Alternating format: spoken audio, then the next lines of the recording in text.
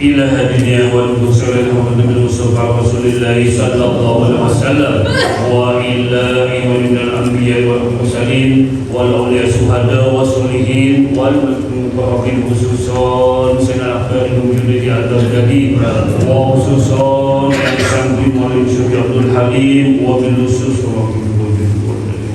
وإلى خصوصا Al-Fatihah. A'udzubillahi minasyaitonir rajim. Bismillahirrahmanirrahim. Alhamdulillahirabbil alamin arrahmanirrahim maliki yaumiddin. Iyyaka na'budu wa iyyaka nasta'in ihdinas siratal mustaqim. Siratal ladzina an'amta 'alaihim ghairil maghdubi 'alaihim waladdallin.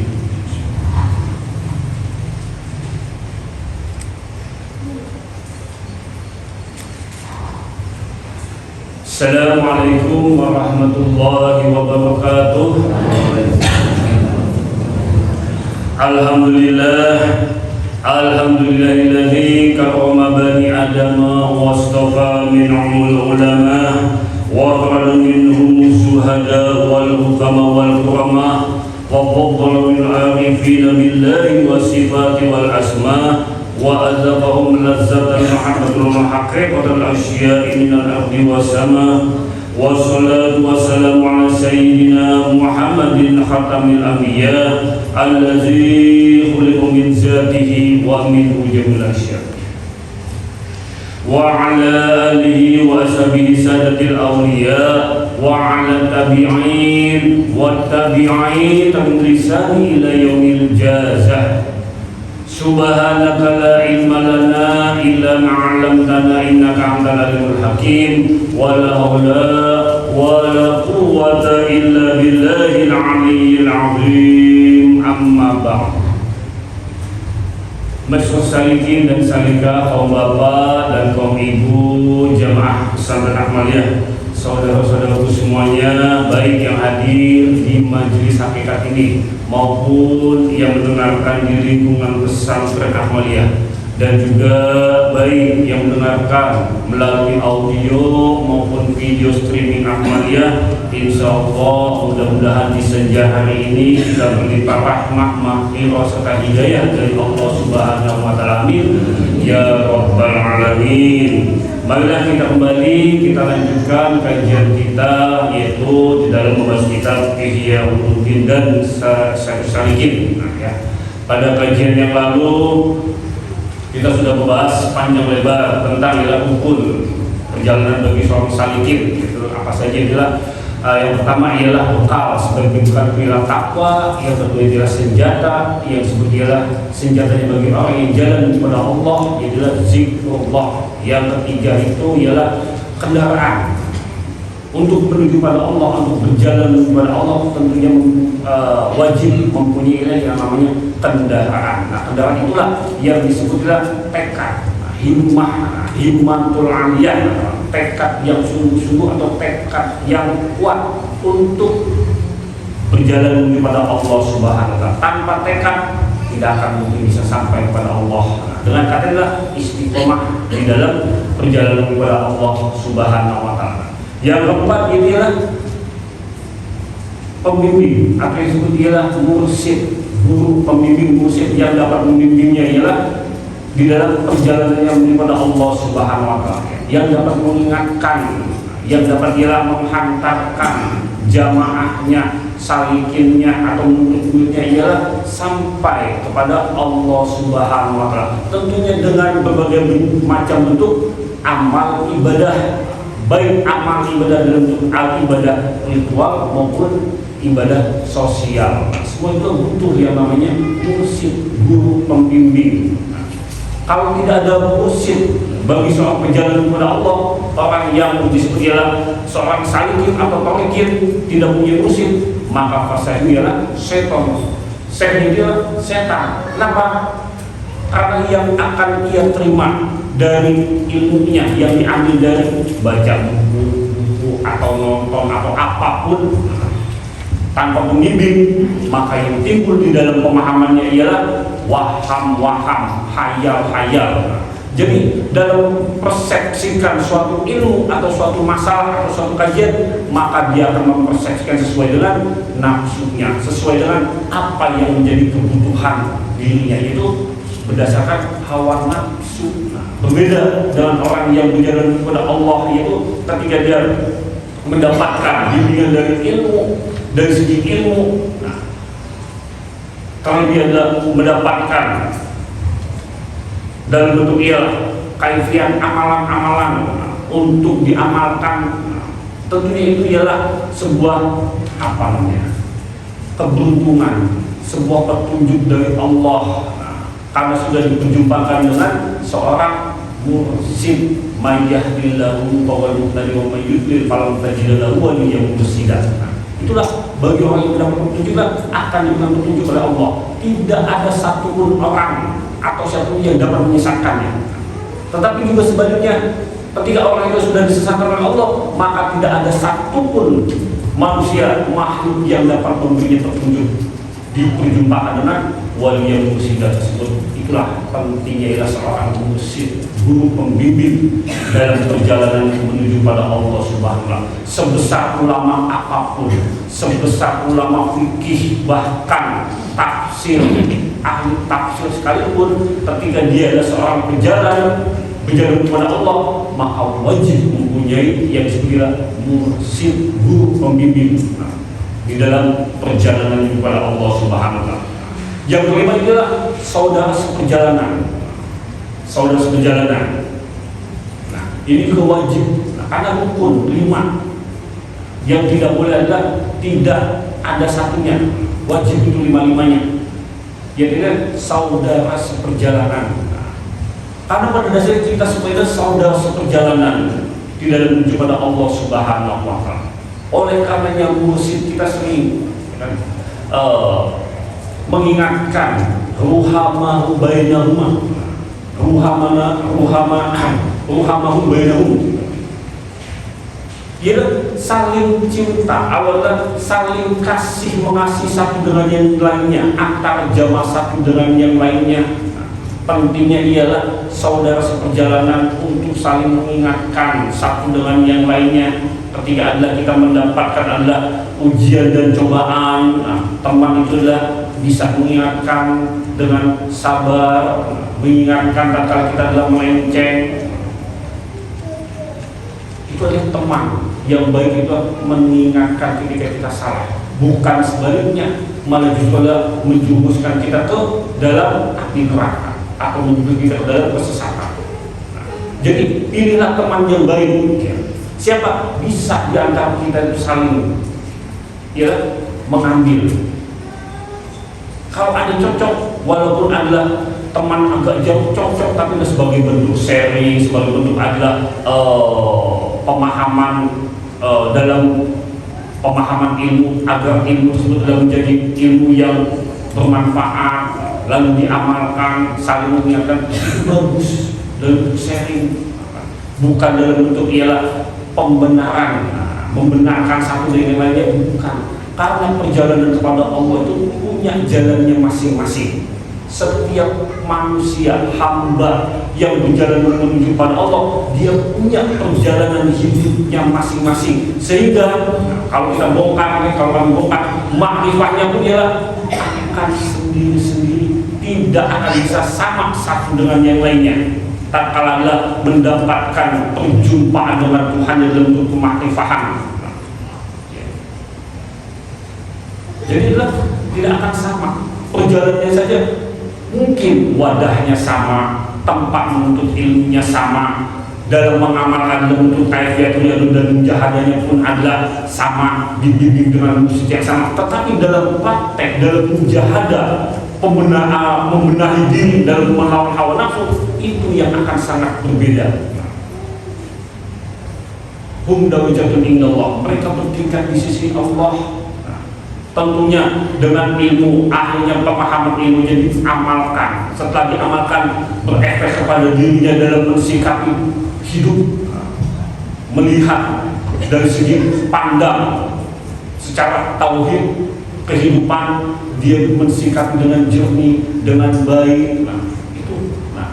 di dalam perjalanan kepada Allah Subhanahu wa taala. Nah, ya. Lalu juga ialah di dalam perjalanan menuju pada Allah. Nah, yang sudah kita juga harus menempuh perjalanan orang yang sudah orang yang dekat kepada Allah, orang yang muqarrabin, orang yang ia telah sampai kepada Allah, para kekasih Allah. Nah, kita harus tahu yang disebut ialah kewajiban-kewajiban kita kepada Allah. Kita wajib mengetahui itu semua, menjalankan perintah Allah dan Rasulnya, dan itu fardu ain.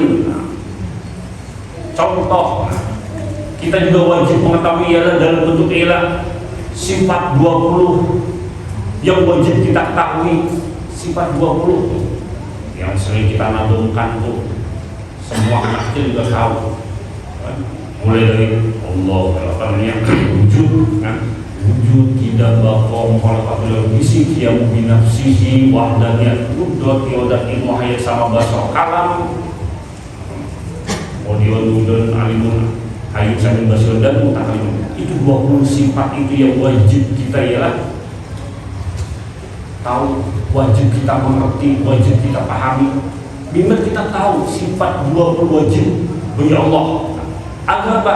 Agar di dalam perjalanan kita kepada Allah itulah benar, baik. Nah, contoh nih begini, dalam sifat wajib 20 yang wajib kita ketahui dibagi menjadi 4. Yang pertama ialah sifat yang disebut ialah nafsiyah atau ialah diri, artinya yang disebut wujud. Allah itu wujud, ada.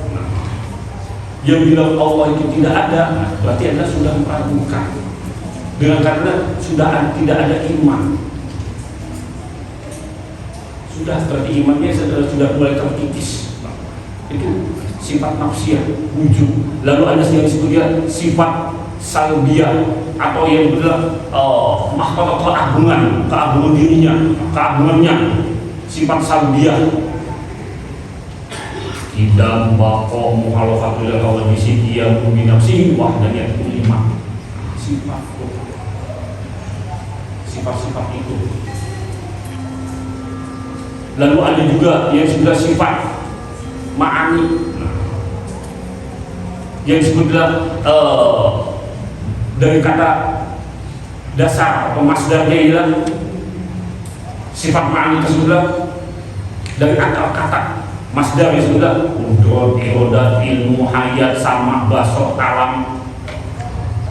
Kenapa kita harus mengatakan itu semua? Inilah berhubungan dengan sifat wujud, sifat ma'ani tersebut yang ialah kita ketahui itu milik Allah, yang dapat kita rasakan di dalam diri kita. Bukan berarti kita mengklaim, bukan. Kita bisa merasakan.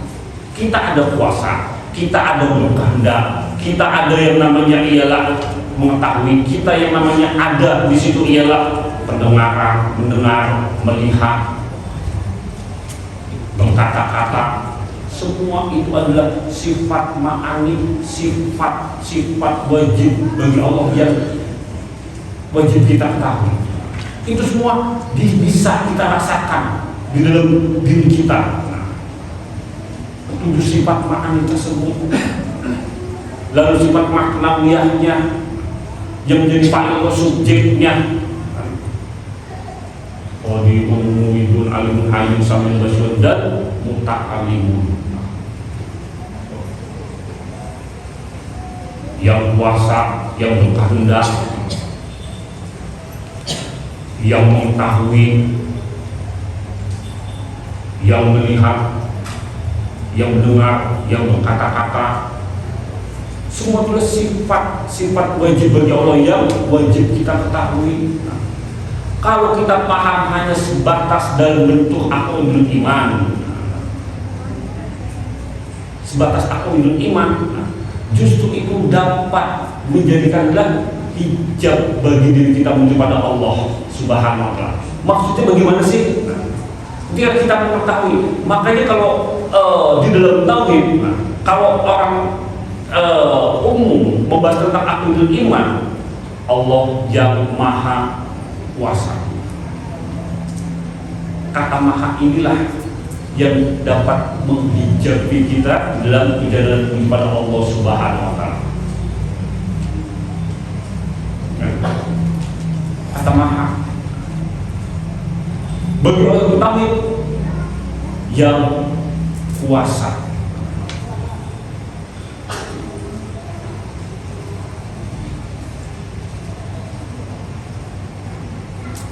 Inilah yang harus kita pahami. Kemudian kita wajib juga di dalam perjalanan kepada Allah itu yang wajib dalam bentuk ialah fa'ain, apa yang telah Allah perintahkan dan Rasulnya untuk kita laksanakan, maka itulah kewajiban kita. Kita laksanakan dalam bentuk ialah syariat, contohnya sholat, zakat, puasa, haji jika mampu. Oleh karena haji wajib bagi yang mampu, bukan jika mampu. Bagi yang tidak mampu maka dimampukan. Tapi bagi yang mampu justru dia wajib, karena ini syariat.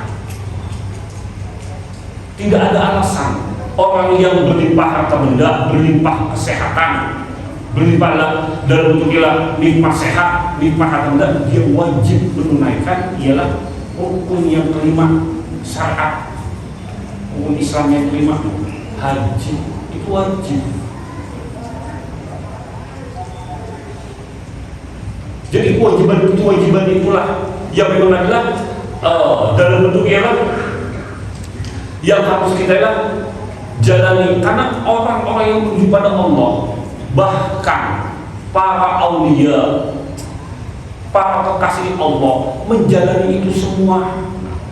Jadi orang yang menuju pada Allah apabila ada takut syariat, meninggalkan syariat, maka sudah di dalam perjalanan kepada Allah. Kenapa? Karena sudah meninggalkan kewajiban yang dimana yang namanya wajib berarti dia harus menjalaninya. Karena ini perintah Allah langsung.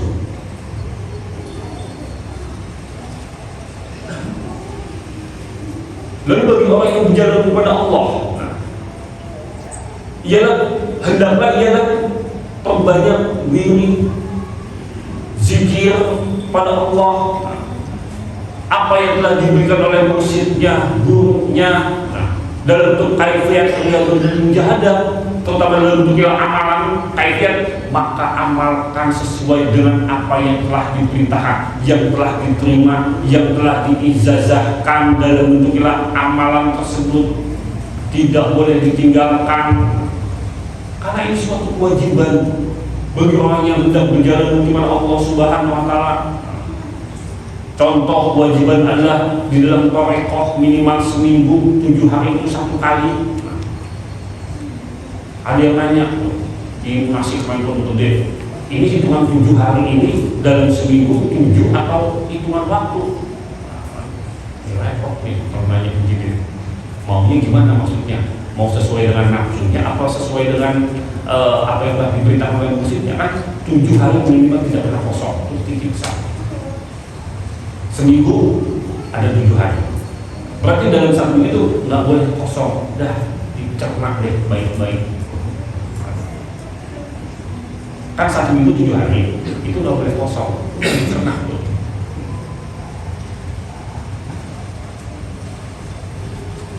Itu 7 hari.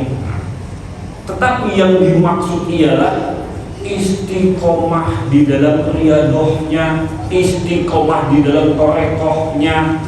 Kalau bisa seminggu sekali, maka itu lebih baik.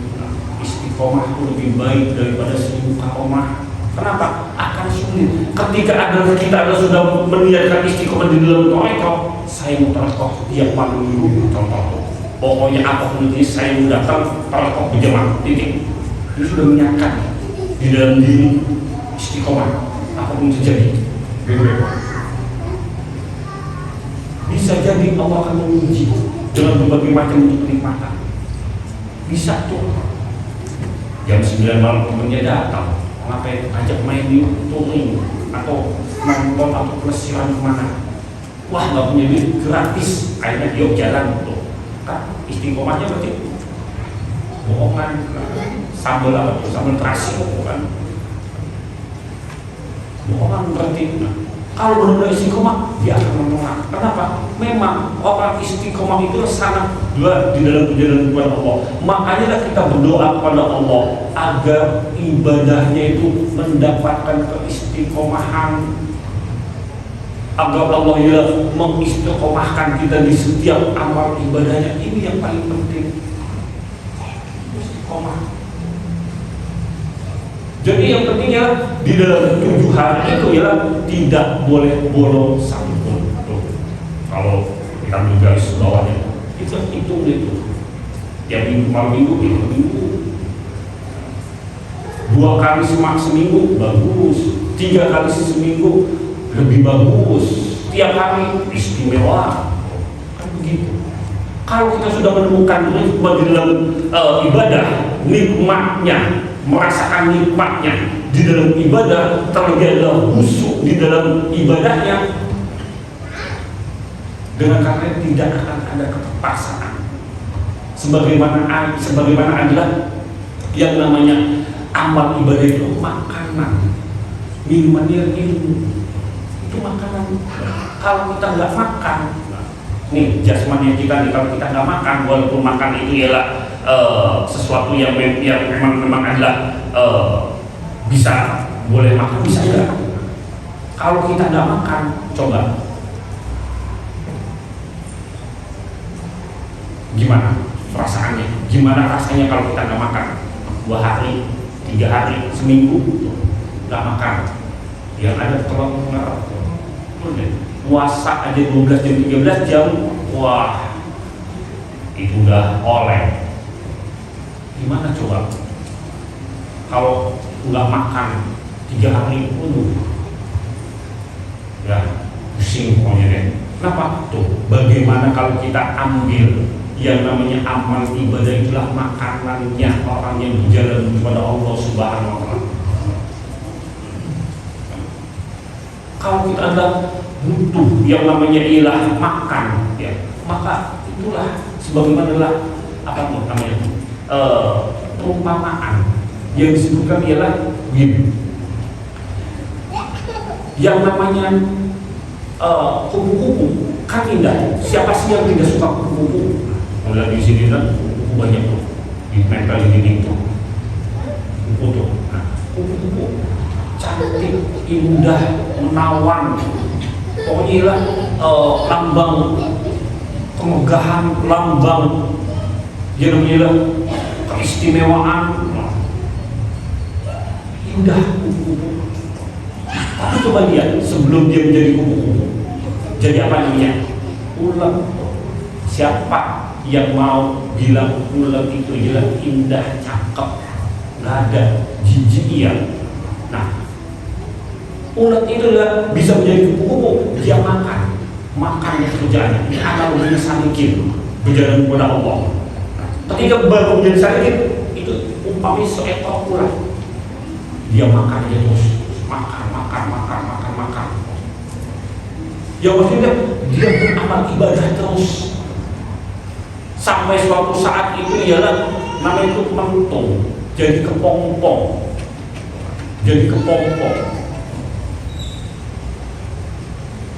Setelah jadi kepompong, dia mewujud menjadi wujud lain yang disebutlah kupu-kupu. Siapa yang tidak suka ketika adalah seorang adalah telah sampai kepada Allah Subhanahu wa Ta'ala. Maksudnya sifatnya, perilakunya, kebiasaan hidupnya itulah menjadi adalah contoh, bisa dijadikan sebagai uswah contoh untuk umatnya, untuk jamaahnya, untuk muridnya, untuk keluarganya. Tuh. Jadi adalah sekali lagi pentingnya bagi seorang pejalan menuju pada Allah Subhanahu wa Ta'ala menjalani ialah kewajiban-kewajiban yang dijalankan oleh orang-orang yang disebutnya orang yang muqarrabin, orang-orang yang telah sampai kepada Allah, para kasih Allah. Jadi jangan malas untuk zikir, ingat kepada Allah, karena zikir itulah yang dapat menenteramkan hati. Ala bizikrillahi tatma'innul qulub. Bahwa hanya dengan berzikir hati menjadi tentram. Zikir, karena zikir itulah yang disebut ialah yang dapat menenangkan hati, menjadi obat ketika hati itu adalah resah, gelisah, gundah. Maka obati dengan senantiasa ingat kepada Allah, zikir agar menjadi tentram. Kalau seorang salikin pejalan adalah tidak suka dengan zikir, nah, ini menjadi persoalan. Jadi salikin abangan. Kenapa? Bagaimana dia mau melawan hawa nafsunya, sedangkan zikir saja untuk mengingat kepada Allah dia malas, dia enggan dengan berbagai macam itu alasan, apalagi disuruh rekoh. Nah, mungkin maksudnya yang penting gue cuma dapat syafaat udah titik. Belum tahu dia kan, belum tahu. Kenapa? Ketika kita sampai kepada Allah dan untuklah ajal, usia matilah, kita tuh disuruh hisab diri kita sendiri. Hisablah diri itu sendiri sebelum kamu hisab. Semua anggota tubuh itu akan berbicara. Yang ini maksud, ini maksud, nggak akan bisa bohong. Yang bisa menolongnya ialah nanti syafaat dari Nabi kita Muhammad Sallallahu Alaihi Wasallam. Apa ia memberi syafaat? Jadi itu, ya. Nah, lalu boleh menjelaskan, yaitulah orang berjalan kepada Allah Subhanahu Wa Taala atau seorang yang berjalan kepada Allah, nah, tidak lepas dari 4 kebiasaan. Bahkan orang-orang yang telah sampai kepada Allah, para kekasih Allah itu tidak lepas dari 4 kebiasaan. Apa saja itu? Lapar.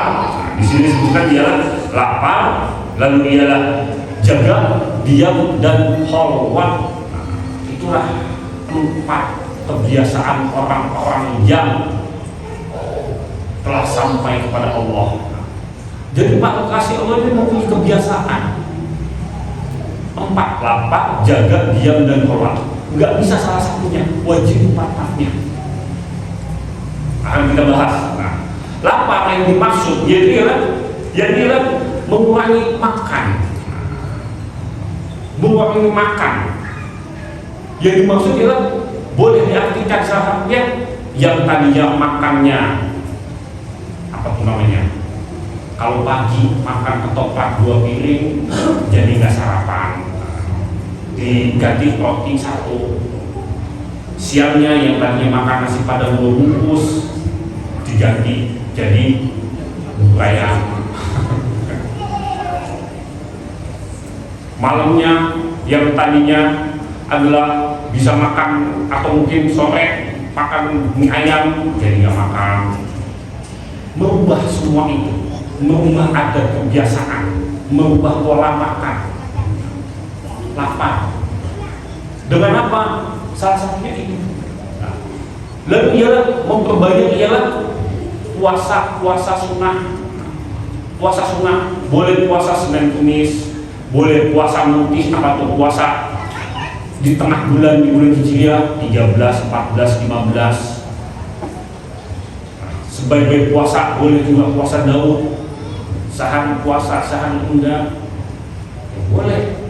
Itu namanya ialah menyederhanakan makan, berpuasa. Kenapa? Karena perut inilah yang sudah sumber penyakit. Nah, perut. Ketika perut kosong maka mudah menerima ilmu. Ketika perut penuh dengan makanan bisa jadi ngantuk, bisa jadi adalah begah, malas gerak, malas apa-apa. Nah, berbeda dengan orang yang ialah selalu mengosongkan perutnya.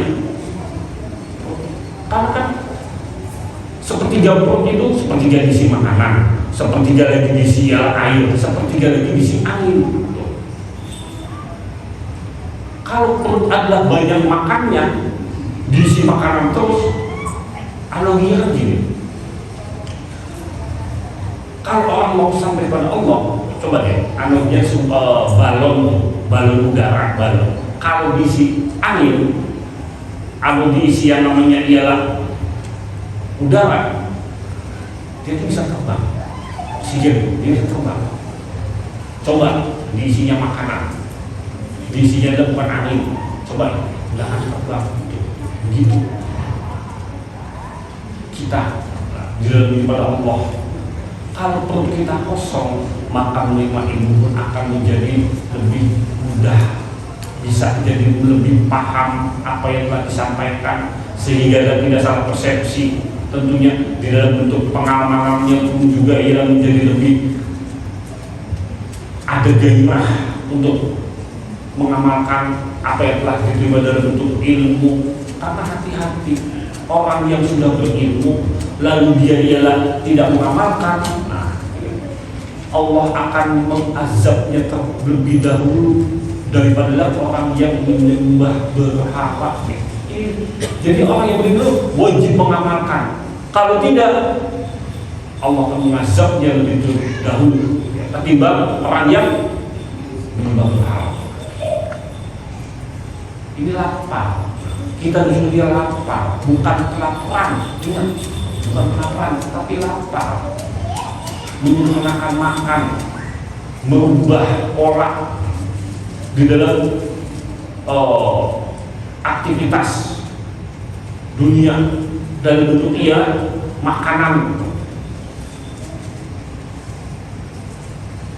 Lapar ini pula bisa atau boleh diartikan ialah sebagaimana adalah Allah menyuruh itu ialah ya ayuhan nas kulu mimma fil ardi halalan thayyiban. Wahai manusia, makanlah yang halal yang baik apa yang ada di dalam bumi dengan cara halalan thayyiban. Jadi caranya pun adalah dengan yang baik, yang halal thayyiban. Kalau orang anggap saja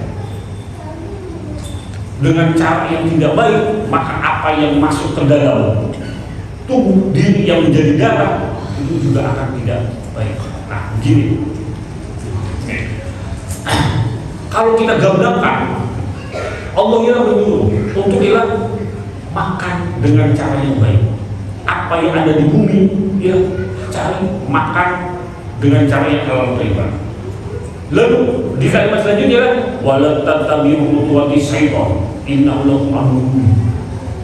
Janganlah engkau ikuti langkah-langkah setan. Sesungguhnya setan itu ialah musuh yang nyata.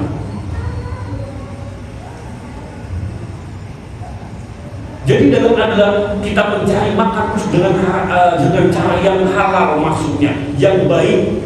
Caranya bagaimana? Ya dengan cara yang halal juga, mendapatkan rezeki itu dengan cara yang baik, mendapatkan rezeki dengan cara yang benar, sehingga ketika rezeki yang kita terima anggaplah dalam bentuk uang, kita berikan makanan juga yang baik, yang halal, sehingga masuk ke dalam tubuh kita menjadi adalah darah itu mengalir menjadilah darah yang ialah penuh dengan malaikat yang bisa menjadi sumber energi untuk ibadah kepada Allah. Kalau caranya jelek, buruk, contohnya boleh nipu, boleh maling, walaupun makanan yang dimakan ialah makanan yang halal. Apa contohnya? Makanan halal kan banyak tuh. Kalau orang umum yang tulisan halal, makan warteg. Tapi dengan dia mengambil yaitu dengan cara yang haram, yang buruk, yang jelek, maka yang masuk ke dalam dirinya pun akan menjadi haram, sehingga yang mengalir ke dalam tubuhnya itu, di dalam darahnya itu sel-sel syaitan sehingga tidak menutup kemungkinan orang yang ialah masuk ke dalam tubuhnya itu ialah makanan-makanan yang haram, merusak sel-sel darah dipenuhi dengan seton-seton sehingga dirinya ialah mudah marah, mudah dibisikkan oleh seton, karena seton itu bisa bersembunyi di dalam dada manusia. Jin itu mudah marah, mudah dengki, mudah pokoknya penyakit masbumah dan bentuk lawamah itu ada semua. Kenapa? Karena memang ialah dia mengambil makanannya itu yang dengan cara yang tidak baik, dengan cara yang haram, sehingga yang dimakan pun apabila halal menjadi haram, sehingga masuk dalam sel darah menjadi sel-selnya seton di dalam bentuk nangil, sel-sel seton. Tetapi kalau darahnya baik, maksudnya dengan caranya yang baik, yang halal, lalu dia makan akan menjadi energi. Minimal bagi saya itu menjadi energi untuk apa? Ibadah di dalam perjalanannya kepada Allah Subhanahu wa Ta'ala. Jadi apa yang dimakan itu menjadi energi untuk ibadah.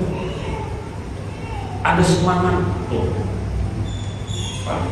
Jadi adalah Allah menyuruh Anda mencari apa yang ada di dalam bumi itu dengan makan yang baik, yang halal toibat. Jangan dengan cara yang jelek, yang haram, dengan cara neku kiri kananku. Nauzubillah min dzalik. Hati-hati tuh, penipuan tuh, penipuan. Ini sedikit intermezzo. Itu ada sebagai sharing, mengingatkan yang di online, yang di rumah juga, mumpung bisa adalah info ke saudaranya atau kasih tahu kemana-mana. Nah, jadi gini, zaman sudah mulai modern, zaman sudah canggih, penipuan pun makin canggih.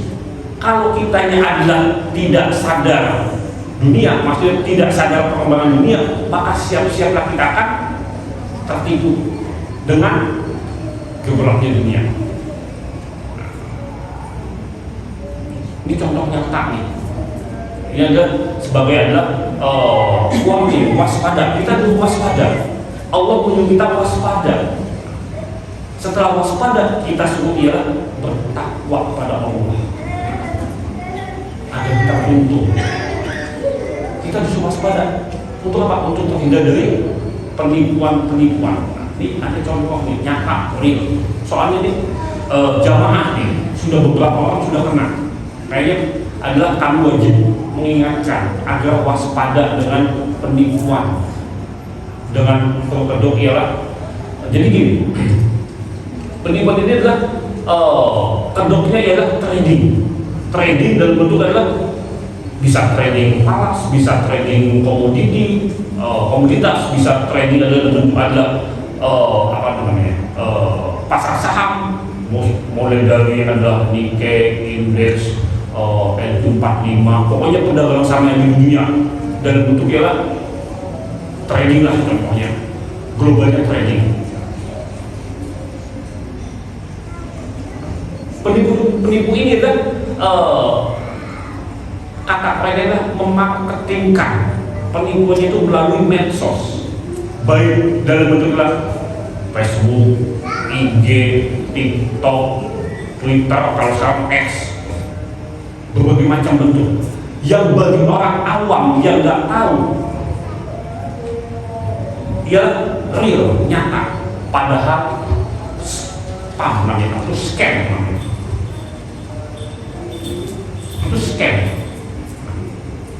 Orang yang pintar aja, orang yang adalah ada tuh di di IG saya lihat, ini orang yang cewek berpendidikan Chinese, pendidikan itu aja bisa sampai tadi, saking canggihnya. Tapi kita waspada, kita harus tahu, harus jeli maksudnya. Memang perdagangan trading itu ada yang resmi, maksudnya dilegalkan di aplikasi-aplikasi Android atau iPhone itu, iOS itu ada yang resmi, yang memang ialah bisa dipertanggungjawabkan lah. yang memang real, perdagangan pasar itu real. Tapi yang penipuan inilah tidak real, hanya mirip. Soalnya ini beberapa jemaah sudah kena nih. Mungkin kalau buka-buka mungkin banyak kan.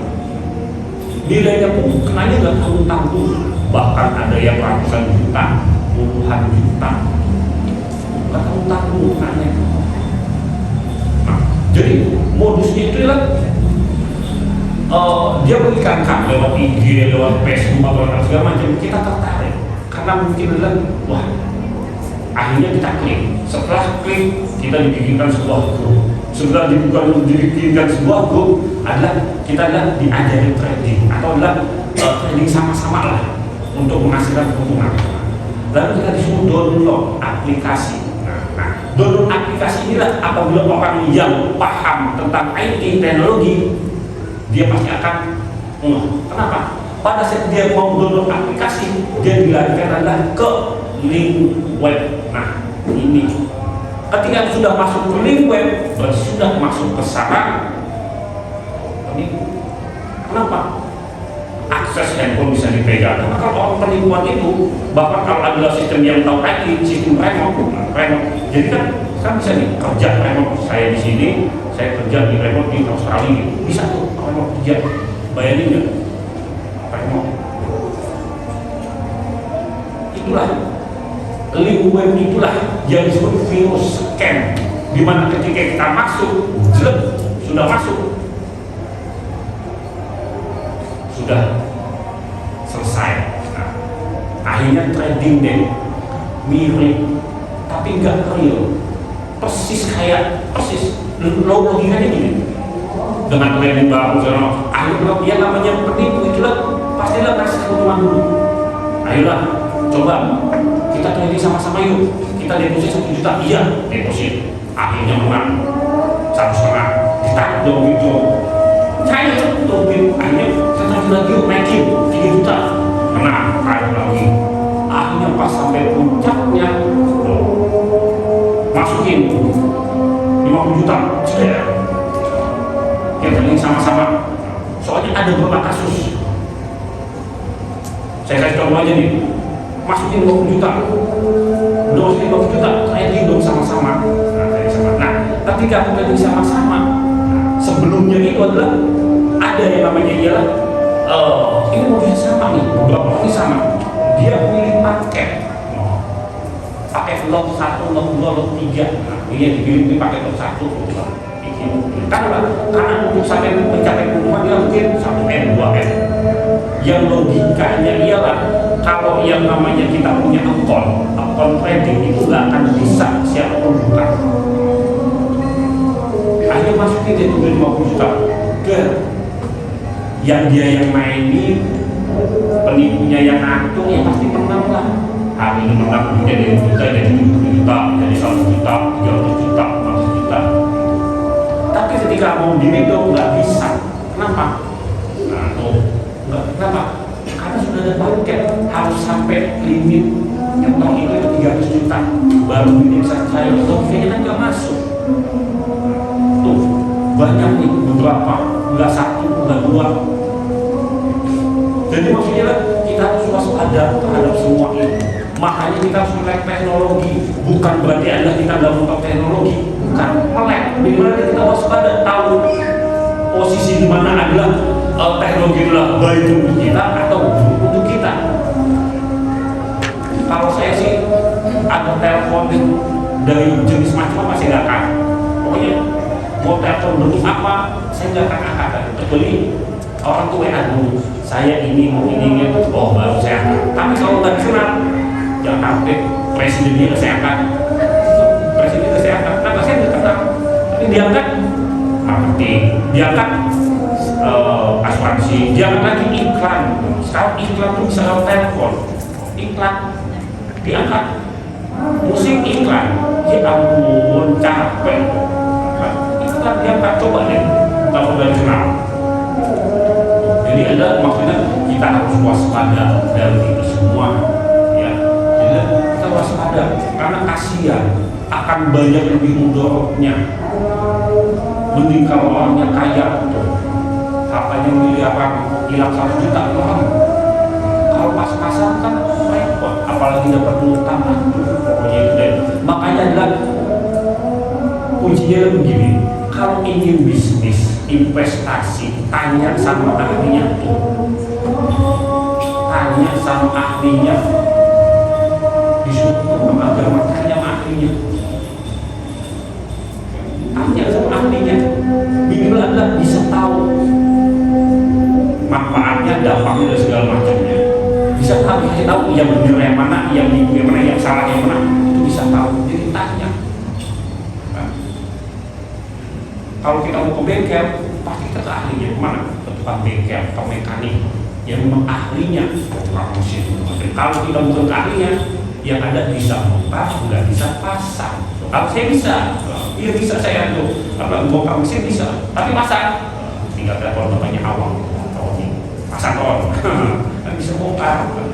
Jadi bukan ahlinya. Untuk usaha adalah bengkel. Yang intinya adalah, yang penting adalah, anda sekarang lagi, kita harus melihat, harus waspada. Penipuan itulah bisa di mana saja. Walaupun kita bersikap pandang dalam bentuk tauhid, untuk menenangkan hati, menenangkan hati, ternyata memang Allah memberikan rezeki. Di dalam situ ada isinya maling, ada isinya penipu. Nah, tapi setelah paham itu, nggak boleh misal, nggak boleh termemel, nggak boleh ada perlu kesah segala macam, nggak boleh, nggak bisa. Karena sudah berpandangan sikap tauhid. Inna lillahi wa inna ilaihi raji'un. Datangnya dari Allah dan akan kembali kepada Allah. Sikapan tauhid pun seperti kajian sebagainya, suhudul kasrah fil wahdah, suhudul wahdah fil kasrah. Pandang yang banyak pada yang satu, berarti semua kembali kepada Allah. Pandang yang satu pada yang banyak, berarti semua dari Allah. Kalau bukan memang hakikatnya kita gak ada. Tapi kan untuk menenangkan hati kita agar kita tidak menjadi mendramatisir maksudnya suatu permasalahan. Itulah bedanya orang-orang yang bertauhid ketika adalah mendapatkan ujian dan cobaan, dia akan mengembalikan semua kepada Allah dengan sabar. Sehingga di dalam persoalan hidup, ketika dia mendapatkan ujian dan cobaan, dia tidak akan mendramatisir permasalahan itu. Itu intinya ya. Nah, insya Allah, akan kami lanjutkan pada kajian yang akan datang. A'udzubillahi minasyaitonir rajim. Bismillahirrahmanirrahim. Qul billahi wa sallallahu Muhammadin nabiyya. Qul billahi wa sallallahu Muhammadin nabiyya. Qul billahi wa sallallahu Muhammadin nabiyya. Asyhadu an la ilaha illallah wa asyhadu anna Muhammadar rasulullah. Assalamualaikum warahmatullahi wabarakatuh.